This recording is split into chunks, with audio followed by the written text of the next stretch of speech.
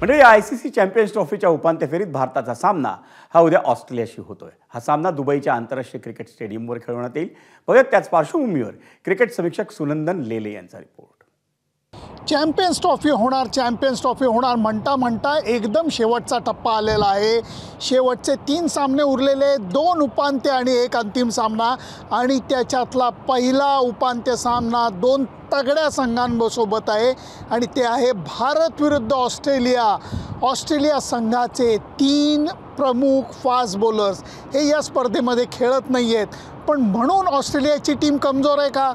अजिबात नाही, कारण त्यांची मुख्य भिस्त या टुर्नामेंटमध्ये जी आहे ती त्यांच्या बॅटिंगवरती आहे।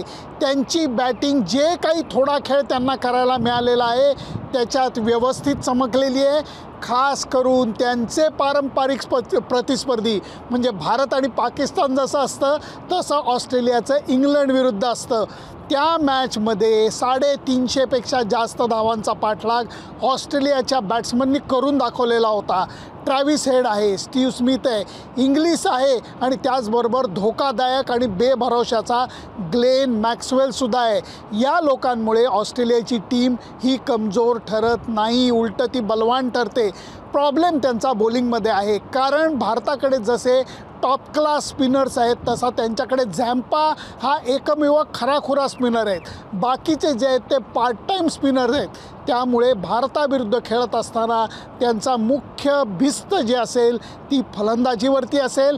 नाणेफेक जिंका, समोरच्या टीमला बऱ्यापैकी धावांमध्ये रोखा आणि नंतर धावांचा पाठलाग करा, असा प्रयत्न स्टीव्ह स्मिथ करायची शक्यता आत्ता तरी वाटत आहे।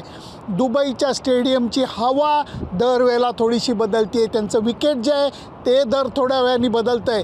कधी थंडी पडते, कधी बॉल थांबून येतो आहे, ह्याचा अंदाज भारतीय संघाला थोडा आलेला आहे, तो अंदाज ऑस्ट्रेलियाला आलेला नाही आहे।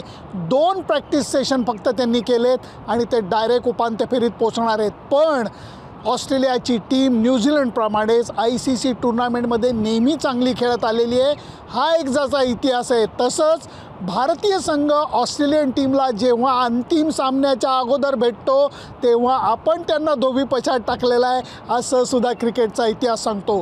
भारतीय संघ आत्ता चांगल्या लईमध्ये आहे।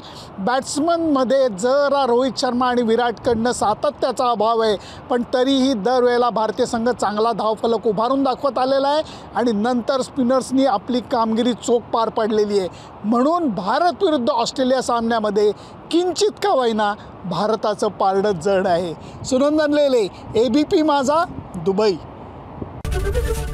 ABP माझा, उघडा डोळे बघा नीट।